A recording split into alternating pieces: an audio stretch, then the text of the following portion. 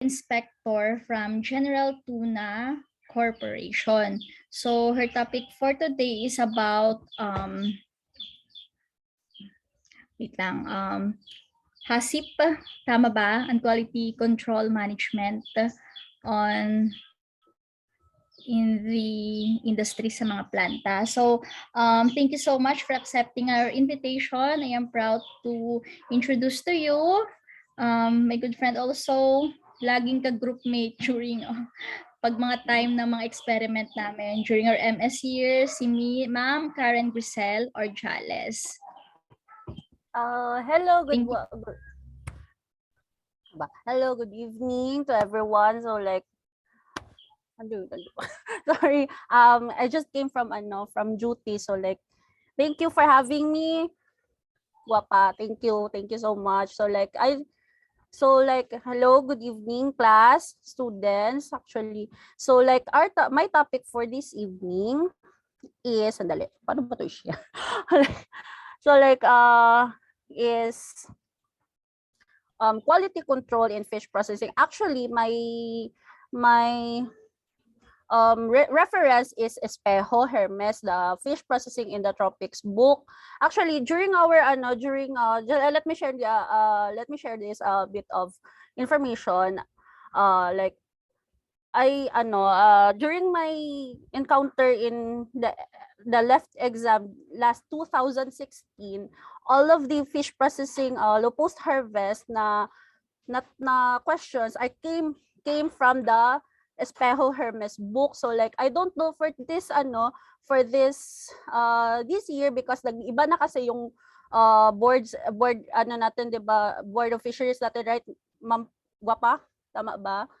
Nag-iba na sila, no? So yes, like, yes, pero wala pa namang ina-announce na merong bagong course, unlike sa LET na next year merong bagong table of specifications, but for fisheries wala pa naman. So Espejo Hermes would be the best and safest choice for your reference para sa post-harvest. So okay. So thank you. So like sorry, kinakabahan ako. So eto nga aking topic is came from the book. So like let me run through na lang sa book kasi dito talaga ako kumuha kasi I know kasi na dito talaga lalabas, especially wala tayong members of board na fish processing or post-harvest na specialization. So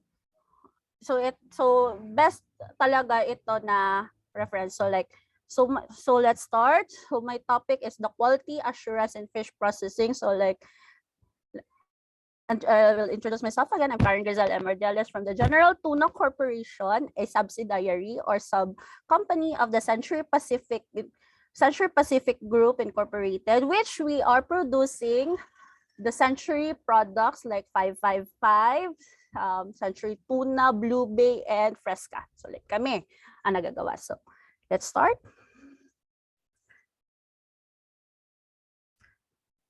So what is quality, guys? Let me run through the quality. So quality is the characteristics and the properties of product that influence its acceptability to the buyer or consumer. So like ito yung yung property ng product na acceptable sa buyer or consumer, sa end buyer.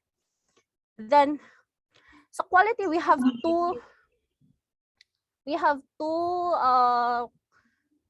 two types of the quality for this, the intrinsic and the extrinsic quality. So like let me talk about intrinsic quality.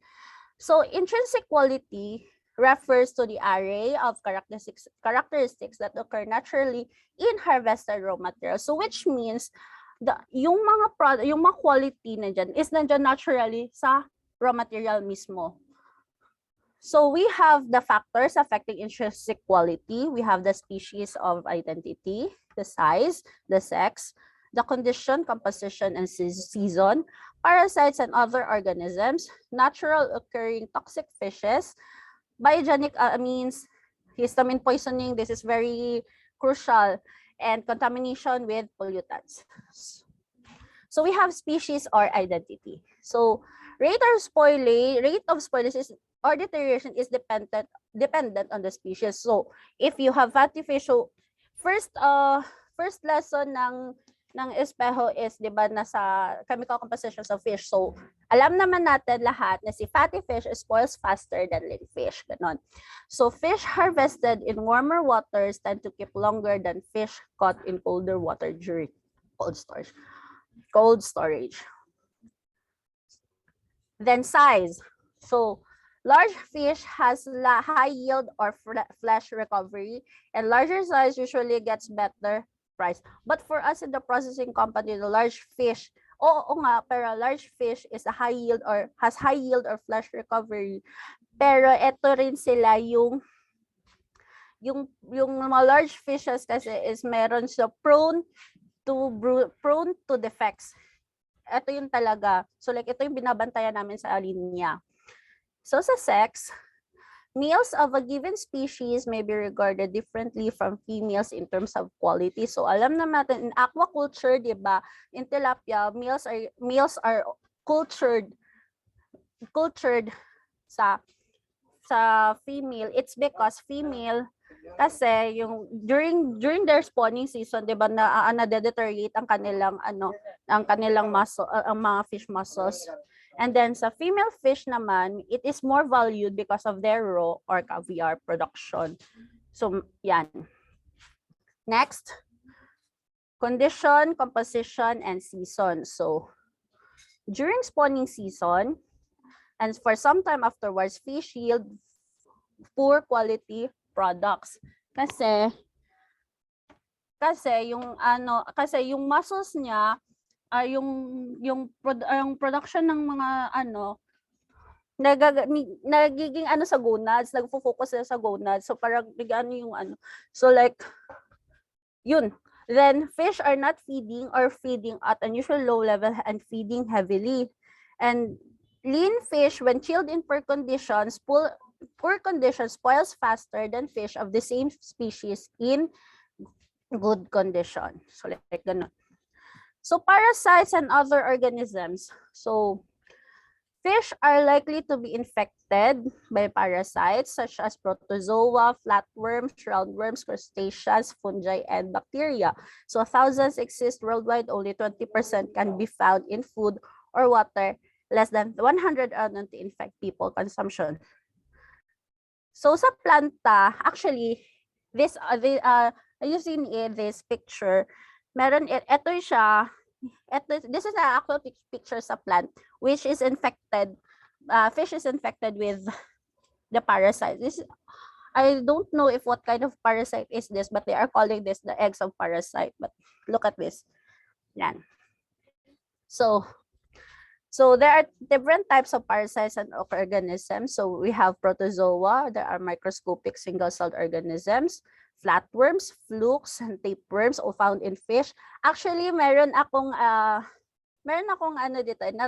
May video ako nito, but I think sorry guys, but it's a property na po ng planta, but I cannot na meron siya as in like during the gutting, yung mahaba talaga, worm talaga siya, na lumabas talaga siya sa flesh during the gutting. So like, as in like, oh my God. Then, roundworms, like this, ewan ko kung ano siya. Anisakis larvae, crustaceans, copepods may be attached to the skin. Fungi and bacteria, so well-known ito siya for tropical fishes and distinguished only by experts using microscopes. So like, ito yun. Later we will discuss on how does the plant go through this kung infected ba yung how we will yung parang paano namin malaman na infected yung isang isda using this microscope. So the control measures natin dyan is it is almost impossible to prevent kasi the parasites and fungi are present in the water. So like, if parasites are visible, just like yung nakita ko during the gutting talaga, it's raw frozen fish. Pag slice, the worms are, yan, actually hindi siya, patay na siya na worm ha, kasi frozen na yan. Lumabas siya, so ang ginawa namin ginawa namin fish meal. Then, yung nakita niyo yung previous picture na yung itlog doon, hindi namin makita during raw. Nakita siya after pre-cooking. So like, pag nakita yun siya, actually, diretso na siya sa fish meal. So like, yun ang ginagawa namin na control measures. It has to be thrown away. Hindi siya pwede. So next, we have naturally toxic fishes or biotoxins. So like, alam niyo na to, it's because it was discussed on your college days. So majority of fishes are safe to eat, but some species are naturally toxic. So most toxic fishes are found in tropical or subtropical waters. So we have 6 types of natural fish poison. One is Iguatera, the other is pufferfish or the tetraodon poisoning, paralytic shellfish poisoning, diuretic shellfish poisoning, neuretic shellfish poisoning, and amnesic shellfish poisoning. So Ciguatera toxin is caused by the dinoflagellate Gamberticus toxicus, and it is derived from the Spanish name of mollusk. So it is a result from eating reef fishes and shellfish that earlier consumed toxic dinoflagellates. Alam naman natin na ang mollusk is the filter feeder. So like if your area is red, if your area is full of the dinoflagellates na Gamberticus toxicus, so like ma-filter nila, then you will eat that. Yun, Ciguatera. So like, ang implicated na fish nito ay groupers, parrotfishes, sturgeonfish, emperors, snappers, jocks, mullets, triggerfish, wrasses, barracudas, and more eels.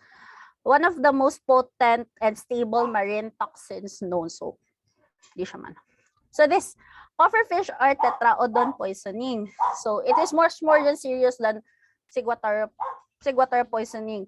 Consumed in few countries, particularly in Japan, and tetraodon is mostly found in the liver, or tetraodon poison is mostly found in the liver, ovaries, and intestines. In as a planta, actually, nakaka-encounter kami na mga pufferfishes or tinatawag namin botete. So like we have this mackerel fish, which is imported from Japan, cultured mackerel fish. Nahahalo yung pufferfish. So like, pag once nagsusort kasi kami during sa receiving area, raw material receipt. Pag nasusort namin, nakikita namin si pufferfish, talagang tinatapon namin siya, like sinaseparate. Pero yung pag minsan may nakakalusot that all kasi mapabilisan kasi yung sa planta, may nakakalusot na aabot sa pre-cooking, naaabot sa processing area. Pag mas nakaabot sa processing area, like all of that batch, all of that trolley, na nasa isang trolley talaga siya, ang control measures namin yan is tinatapon na namin. Kahit na na-process na sila ng processing crew, kahit na yung isda mismo, not the pufferfish, yung kasama niya sa isang trolley, kasama niya sa isang cooker, tapon. It's because yung inaano namin yung poison, yung tetraodon, kasi it is found in liver. Once di ba, pag nasa pre-cooking ka, then mababurst yung liver, ovaries, and everything. Yan na, delikado. So like, tapon lahat. Hindi siya pwedeng ma-fish meal, tapon. Hindi pwede. So yun ang ginagawa namin. Next, paralytic shellfish poisoning. So like, it occurs when mollusks such as mussel, clams, and scallops are eaten. So it is caused by the unicellular organisms belonging to the genera Alexandrium, Gymnodium, and Parodium in the tropical. So referred as red tide due to reddish tinge in the water when the dinoflagellate concentration is high. So eto na yung pag sinasabing red tide, that's paralytic.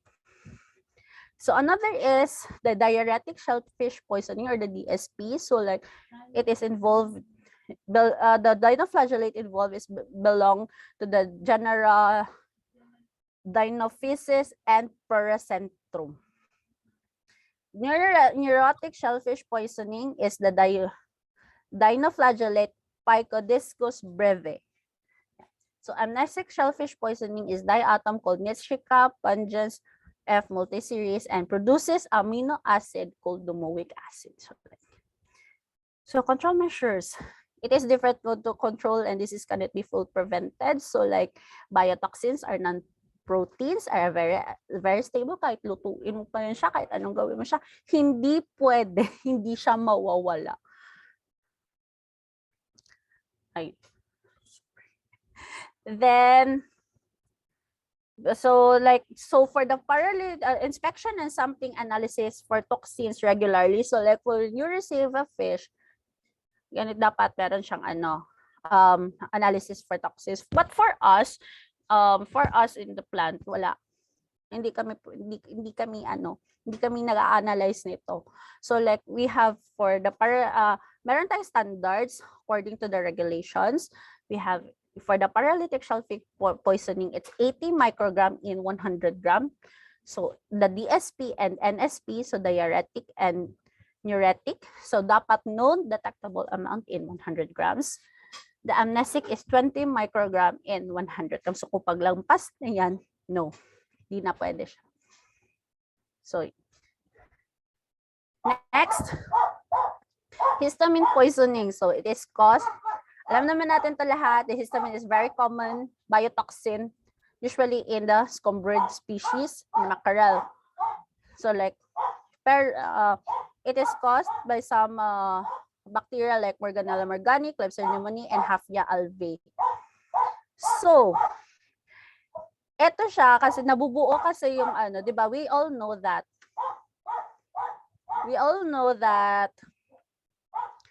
the scombrid fish species is rich in histidine. So when it na-oxidize or it spoils, the histidine became histamine. So like meron tayong time temperature abuse. So like kami doon sa planta kasi I related to the kaning factory. Kasi kami doon, when the histamine reaches, pag time of the recipient, the histamine reaches up 10 ppm above, medyo aalanganin na. So like kokontrol na namin yung whole lot, iko-control namin yung siya, hindi namin siya anuhin kasi very delicate siya, makate, yun yung niya, yun yung kanyang attribute niya, sensory attribute niya. So like control measures namin, you have to store the fish at low temperature at all times.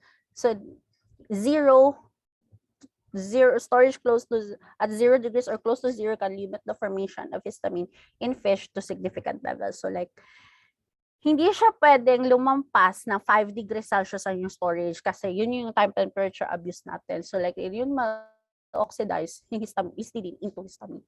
So like ganyan talaga. So pabilisan kami doon sa planta. We have to take every the backbone temperature upon receipt, prior piling sa trolley, then prior loading sa pre-cooking. So ganyan. Yan yung aming control measures doon. So next, aside from the biotoxins, we have contaminations with pollutants. So aquatic organisms are able to assimilate and concentrate these pollutants. We have these inorganic chemicals. We have antimony, arsenic, mercury, cadmium, lead, selenium, and sulfides. Why? Kasi meron tong ganito. It's because our ocean has inorganic chemicals. So we have increasing amounts of chemicals may be detected in predator species due to biomagnification or bioaccumulation. We all know the bioaccumulation. So we have also organic compounds from industrial processes. Ito yung tinatapo na wastewater. So like, ito siya, mino-monitor rin namin. Kasi meron kasi EMB, the Environmental Management Bureau, na nagmo-monitor sa amin sa organic compounds namin. So like, kailangan talaga namin na ma-monitor din to. Ito yung radioactive isotopes from nuclear reactors which are discharged into the sea. So wala pa tayong nuclear dito. Another is microorganisms from sewage.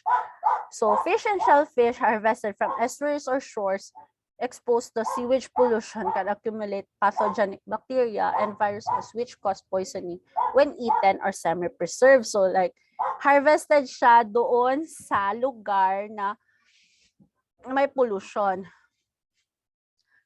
Meron to pathogenic bacteria and virus. So like pathogenic bacteria, so indigenous bacteria, group 1, the Clostridium, Listeria, Vibrio, and Vibrio cholerae, and Vibrio parahemolyticus.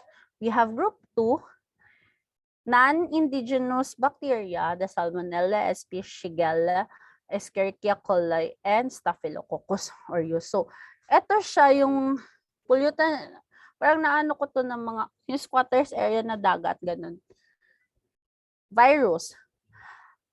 Actually, ito, hindi namin to hindi namin to ginagawa sa planta, pero actually, presence of virus sa contamination, yan siya sa food handlers or by the way of polluted water. Infected food handlers, pero sa amin, wala pa. Hindi pa ako nakakaano nito.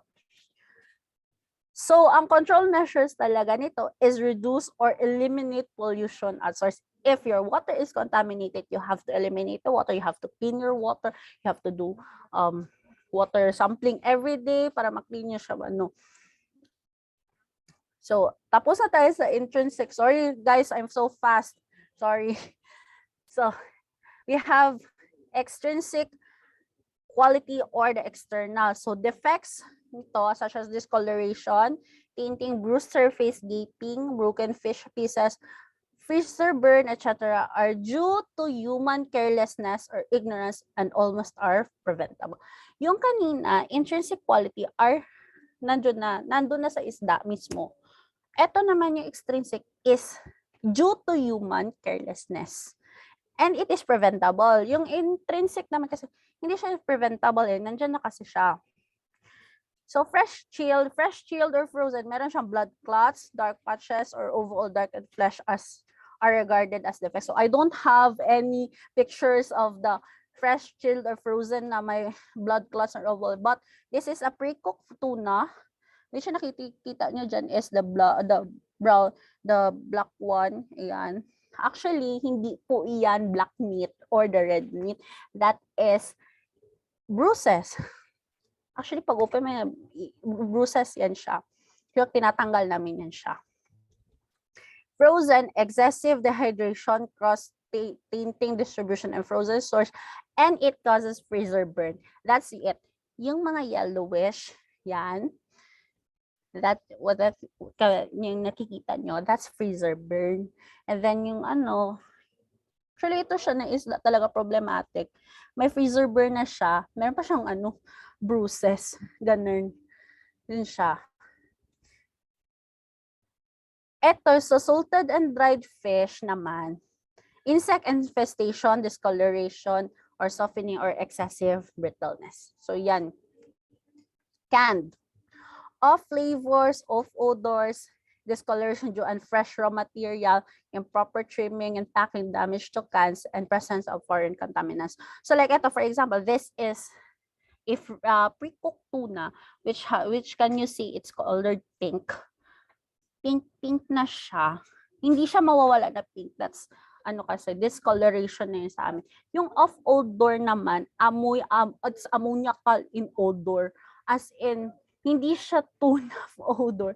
Ammonia ka lang, baho niya talaga. Like, pag open mo pa lang, kita niya kanina buo. Yung kaya pag open mo pa lang, nangangamoy na siya. So, like, ang ginagawa namin dyan, discard. Yan siya. So, damage to cans. Marami kaming damaged cans. Improper, mga yan siya, mga sa can seams, sa mga ganyan. Yun yung damage. So, meron din tayong presence of foreign contaminants. One time, I saw a hook na talaga sa mouth ng fish. And another one, a glove. It's a food handling glove. Yung tela, nakakabit talaga dito sa mouth, nandiyan sa mouth. And then, pagtanggal, pinabutcher ko pa kasi hindi siya matanggal. And then, meron ding, eto, hindi ko alam talaga kung ano na talaga yung ating dagat, toothbrush. Meron akong toothbrush na nakita during the gutting. As in, toothbrush talaga. Tapos, ayun, maraming foreign contaminants actually na pero it's preventable. You can get it naman during preparation, like sa pa lang, sa receiving pa lang, kasi pinapile niya siya, makuha niya siya, so okay lang yan. So this is the first part. Any questions?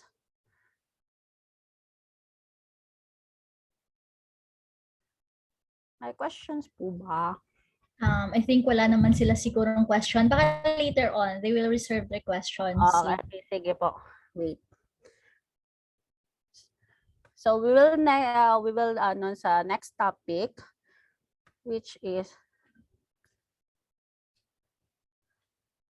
the quality control and quality assurance. Actually, this topic is so long. Shinorten ko lang talaga siya to exact talaga dito sa sa time na binigay ni Ma'am Pre. Wait. So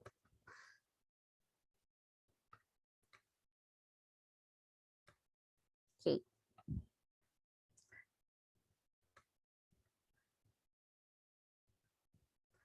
So yan, quality control and quality assurance.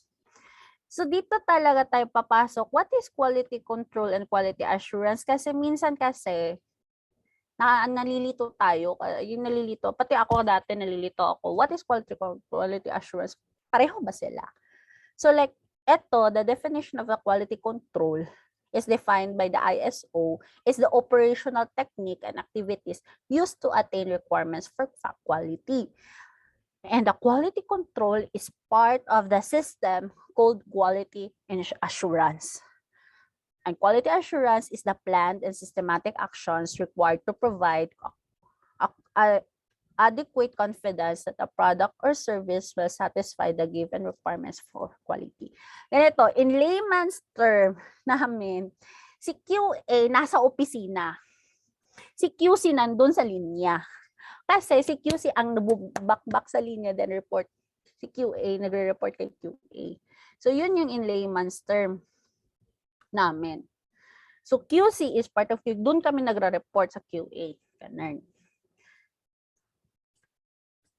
So we have two methods of measuring or of assessing quality. First is the sensory method, and second is the non-sensory method. So sensory methods, we all know that sensory methods rely on human senses, the sight, the smell, the touch, except for hearing. Actually, the sensory is the most powerful method in determining defects sa planta. Actually, yung non-sensory method is is verification. So sensory method, when you have high histamine content on your fish, ginagawa namin, tinitikman namin. When it has biting taste or nangangate, ayun, mataas na yung histamine niya. Pag pangit yung appearance na yun yung namin. So this is the powerful method in assessing quality. So we have to use of sense of sight, so evaluate species by their appearance, the sense, the feel or touch sensation for your finger or mouth in assessment kung ano ba siya, yung texture niya is okay, ano ba siya, yung powdery ba siya or mushy, yung ganyan yung mga The sense of smell or odor of fish is a very important indicator. Fresh pa lang or frozen pa lang or raw pa lang yung product, alam mo na.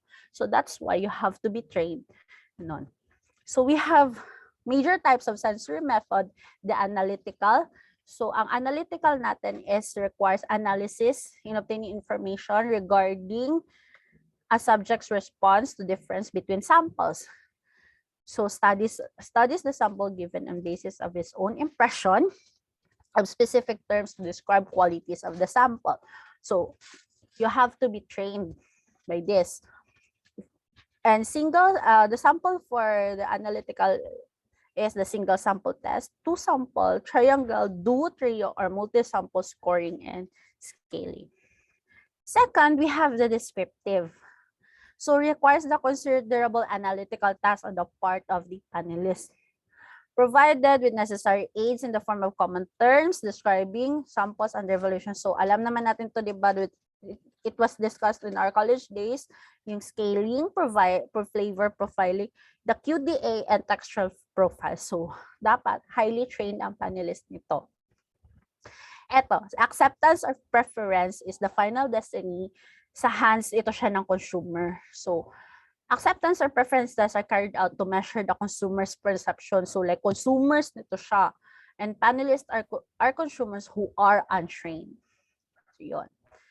Next is we have non-sensory methods. So, we have 3, the physical, microbiological, and the chemical or biochemical methods. First is the mechanical and physical methods. We have sorting of fish using machines according to size. We have instruments for measuring fat, protein, salt, and color are also available. So yan. Next, chemical and biochemical methods. So we have this, you're familiar with approximate composition, the total mineral content, acid content, and heavy metal concentrations. Also, we have nucleotide degradation or the K value. So it is the degradation of the adenosine triphosphate. Sorry for the typo error. And the hypoxanthine. So the higher the K value, the poorer the fish quality. So yan.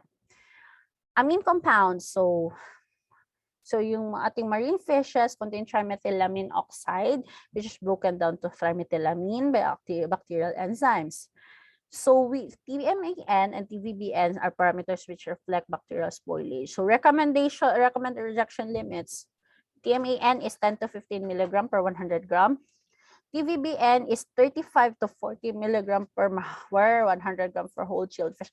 Actually, these rejection limits are set by the standards of it's either US FDA or the EU. Yan siya.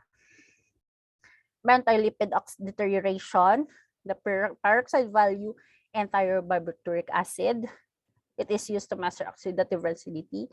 And protein deterioration, so protein muscles, tissues, denature and breaks down as fish spoils. So next, we have also microbiological methods. We have the standard plate count, E. coli, and fecal coliform bacteria, staph, salmonella, staphylococcus salmonella, Clostridium, and Vibrio parahemolyticus. We are doing microbiological methods right after yung finished product na. This is to verify if your product is commercially sterile or not. So next, we are now in the hazard analysis critical control point, or the HACCP.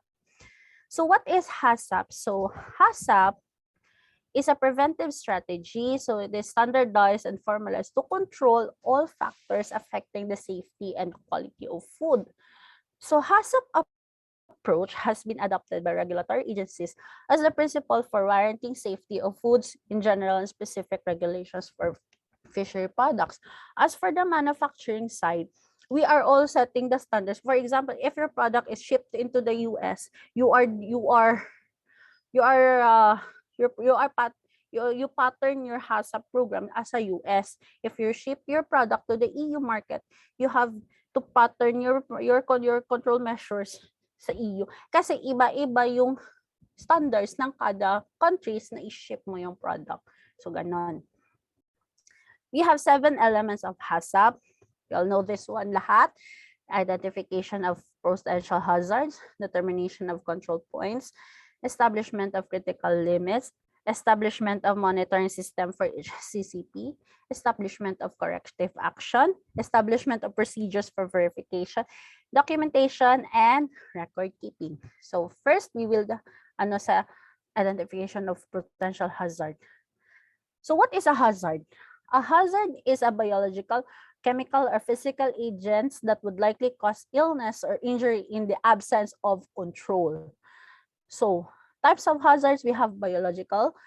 It is usually associated with humans, raw materials, and which contaminate food and could cause foodborne illnesses. For example, for bacteria, it's Clostridium botulinum. Viruses, Aspergillus flavus. Parasites is Staphylococcus solium or Trichinella. Chemical hazards. Chemical substances either natural occurring or intentionally added during processing, which could cause foodborne illnesses. Examples nito, allergens, aflatoxins, food additives, vitamins, minerals, and toxic elements and compounds. So like, chemical substances are naturally occurring. For example, bangus. Actually, for the cultured bangus na ngayon, kasi meron siyang naturally antibiotics. So yun, as another chemical hazard. So kung sa amin sa canned product, food additives, yun, meron siyang yung ginagawa. Yun yung hazard. Physical hazard, foreign objects that are not intended to be part of the food that can cause injury. Stones, broken glass, nakikita ko na toothbrush, yung hooks, yung hooks na dito talaga sa bunganga, then mga cellophanes. Actually, one time nakita ko cellophane balot ng noodles. Pero yung noodles hindi Pilipinas, galing Malaysia. Malaysia siya. Yung nakalagay, noodles. Yun. So the second principle is the determination of the critical control point. So what is the critical control point? It is a step or procedure at which some control can be applied. It is essential to prevent and eliminate a food safety hazard or reduce it to an acceptable level. So like, eto siya, habang tapos mo na na-identify yung yung hazard mo. When you determine the critical control point kasi, i-ano mo yung buong process flow from receiving ka, pre-cooking. Example lang sa amin ha. Receiving, pre-cooking, processing, can, seaming, retort, and labeling. So, i-identify mo saan yung critical control point mo dito sa receiving ba? Present ba yung mga chemical, biological, physical hazard is a yes. So, if it is a yes, that's a critical control point. So, you have to apply some control dyan. Para ma-prevent and eliminate ang hazard. Yon. That's how you identify if present yung tatlong hazards na yon. So next is you have to establish the critical limits. So what is a critical limit? So it is a criterion that must be met for each preventive measure associated with a critical point. So often used as criteria is the temperature, time, moisture level, pH, water activity, and sensory parameters. Example ko lang. Eto, CCP1 or the receipt of raw materials or frozen tuna. So maximum namin dito is for histamine content is 10 ppm. So that's our critical limit. Beyond that, we will do some deviation. Yun yung ang gawin namin. Then dapat yung fish temperature niya is 0 to 5 prior pre-cooking. Beyond that, it is either backload or with deviation. Next is the CCP2 pre-cooking. So cook at 100 degrees Celsius and 21 PSI na steam for 45 minutes with size of 1.8 kilos. What if yung cooking time hindi na meet?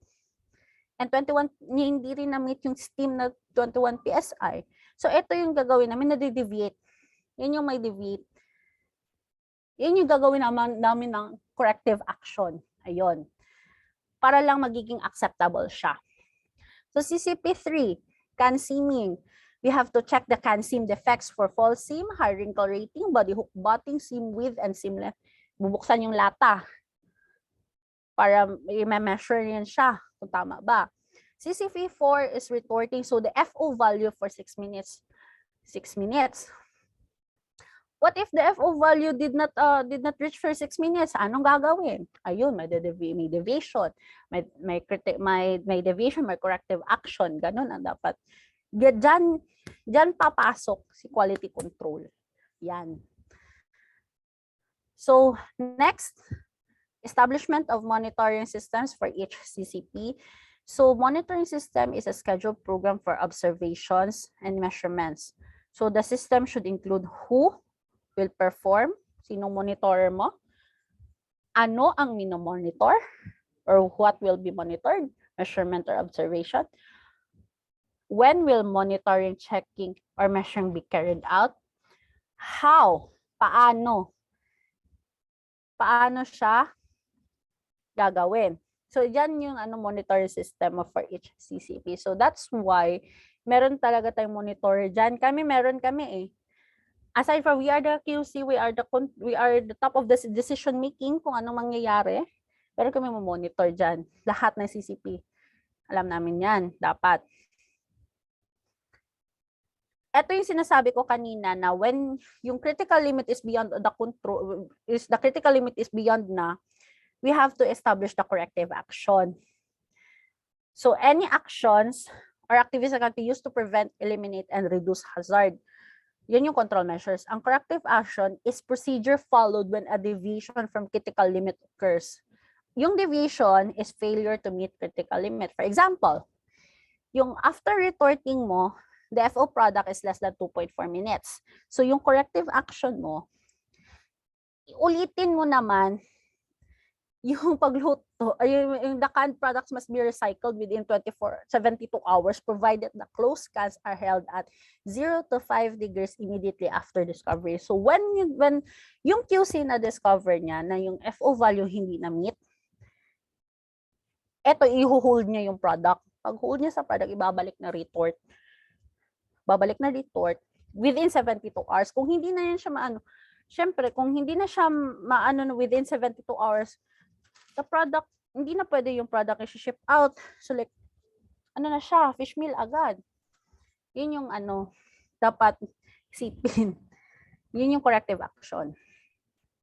Then after that, after corrective, establishment of procedures for verification.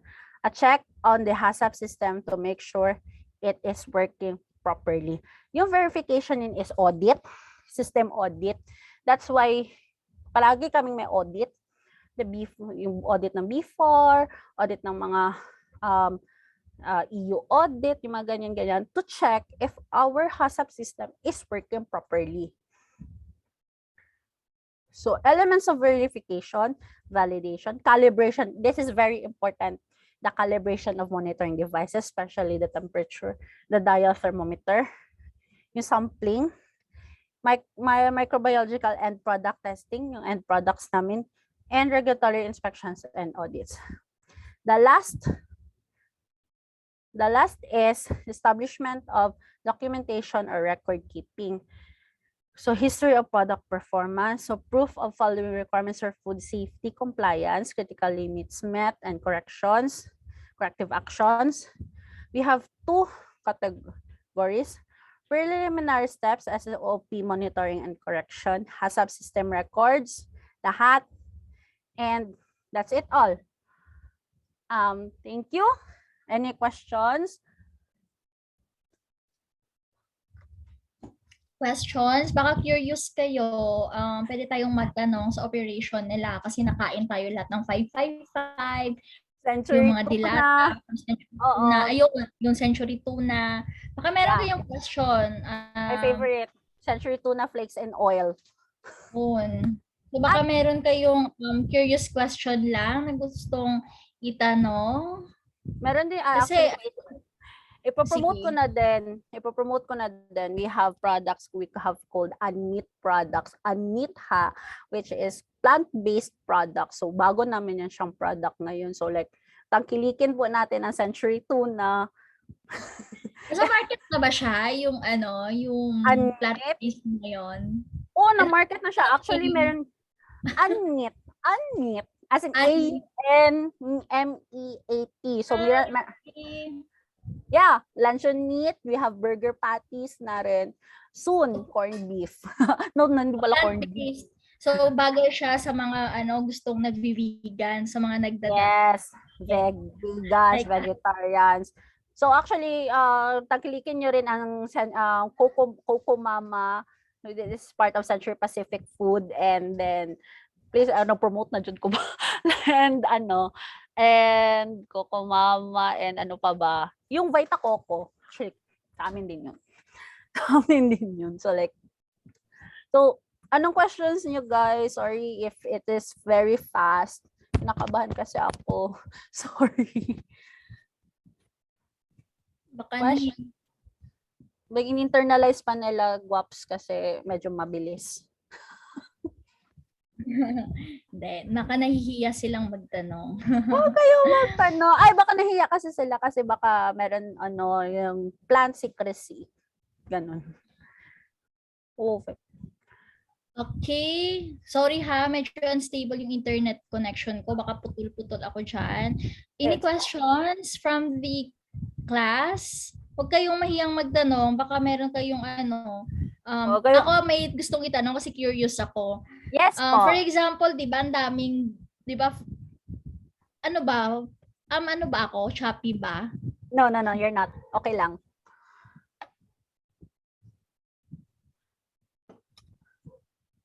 Okay Choppy lang. Ba ako? Or clear? Okay lang. Clear. Okay. Question. Okay. Ang daming, 'di ba, tinatapon. 'Di ba, for example, if mayroong problem sa isang batch, tapon lahat. Yeah. Hindi ba nalulugi ang company? Hindi. It's because namin sa fish meal. Actually, mayroon kaming fish meal processing. So like, mas malaki yung kita namin sa fish meal compared sa plant. Totoo. Promise. Niko-convert siya into fish meal talaga lahat.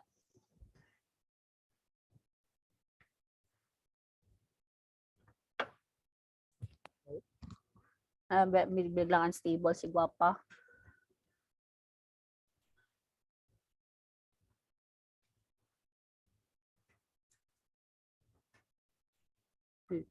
Sorry, unstable internet connection ko. Oo nga.